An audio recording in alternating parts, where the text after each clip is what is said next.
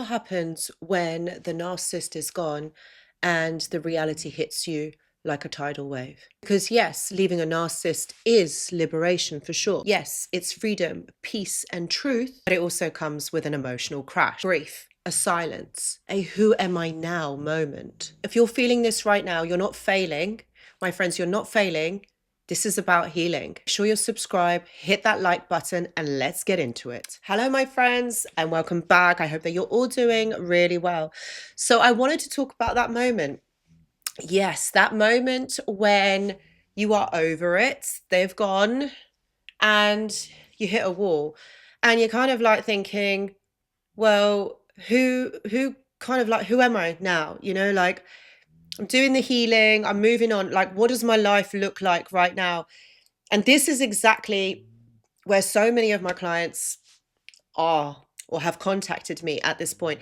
By the way, also, if you would like to work with me one-to-one, I am taking on new clients at the moment. Please see the description box below for more details on how you can book a consultation.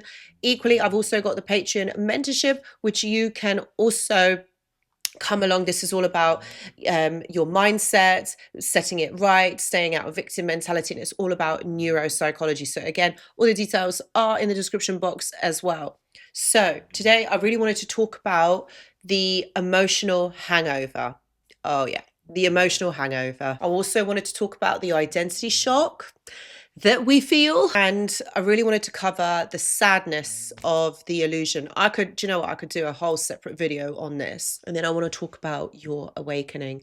So I hope that you stay tuned right to the end of this video. When a narcissist is finally out of your life, whether you left or you were discarded, there is a shock to your system, a disbelief, because let's just face it, this isn't a relationship like another. No, this is completely different.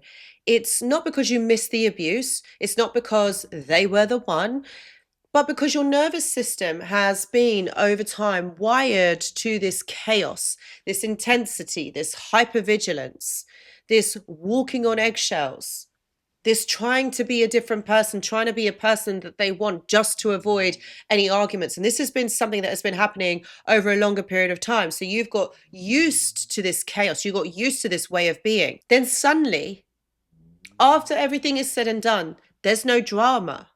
It's silent. There's no walking on eggshells. There's no one monitoring your every move. What you feel is not weakness. It's your brain basically detoxing from emotional dependency and trauma bonding. And it seems very quiet. It's almost eerily silent and quiet. And this can be a scary part of the healing process. Sometimes, I've heard a lot of my clients say, like, for me, it was better if I was just ignorant and I didn't know any of this stuff. And sure, this statement is very true, because of course you're going to feel this. Of course, this is how it is going to come across, because, it's like you've been wired to this chaos.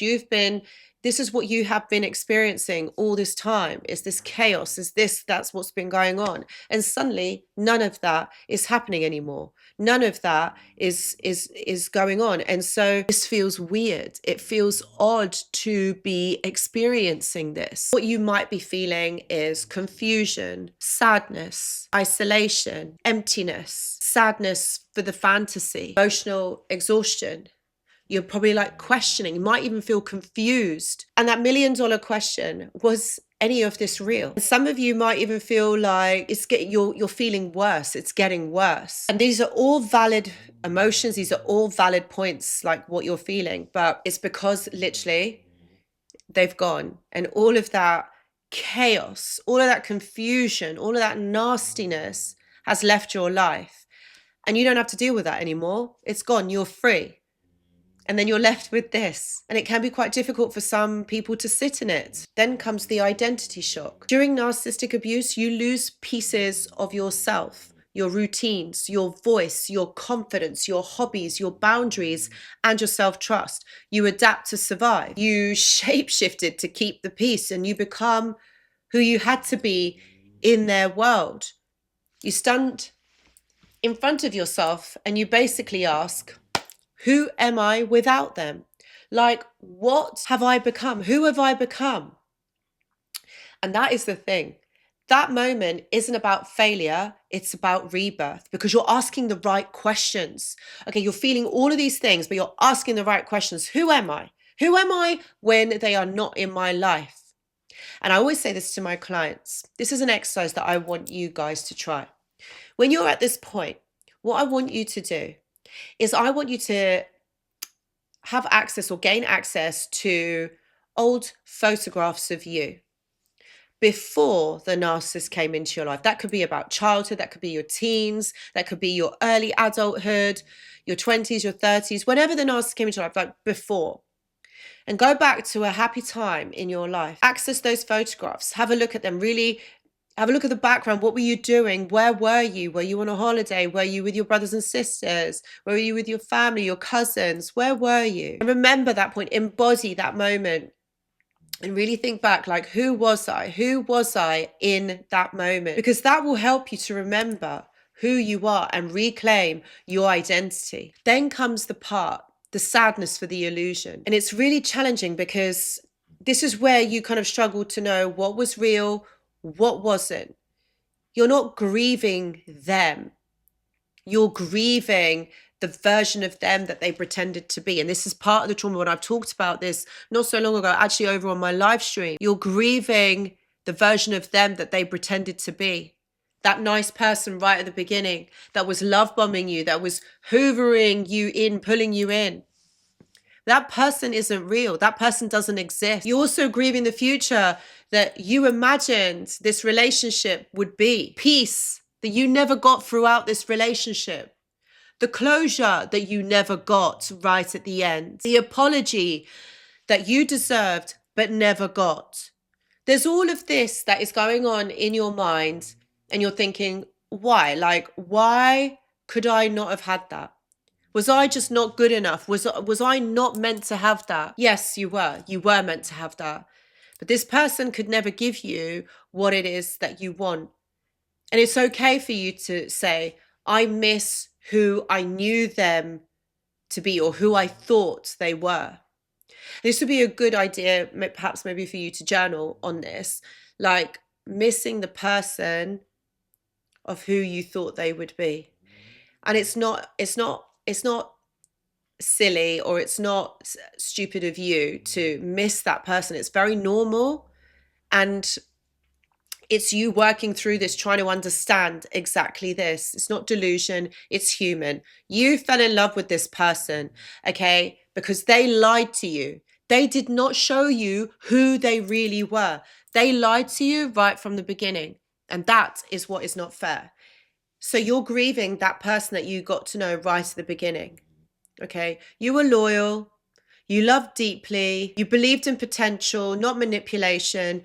To be really honest with you, you didn't do anything wrong. You were you. You gave the best of you.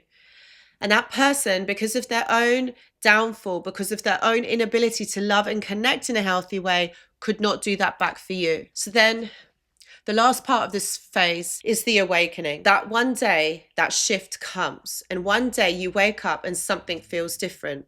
You're not checking your phone anymore to see if they've messaged you. You don't wonder what they are doing. You don't check their socials to find out who they're with or where they went over the weekend. You stop justifying. You stop explaining. You stop hoping for a different solution or the one day they're going to realize.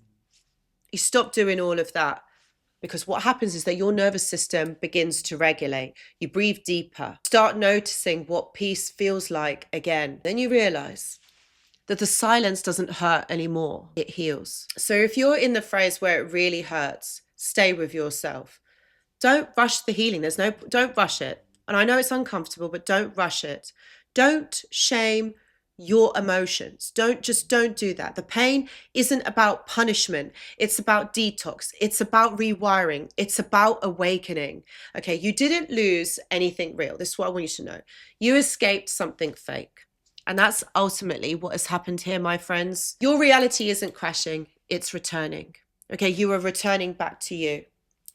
So if any of this has resonated with you, please make sure to put a thumbs up. If any of this has resonated with you, please put a thumbs up. And if you haven't already, please subscribe to the channel because I'd love to have you on here. Guys, thank you so much for watching, and I hope to see you in the next video. Goodbye.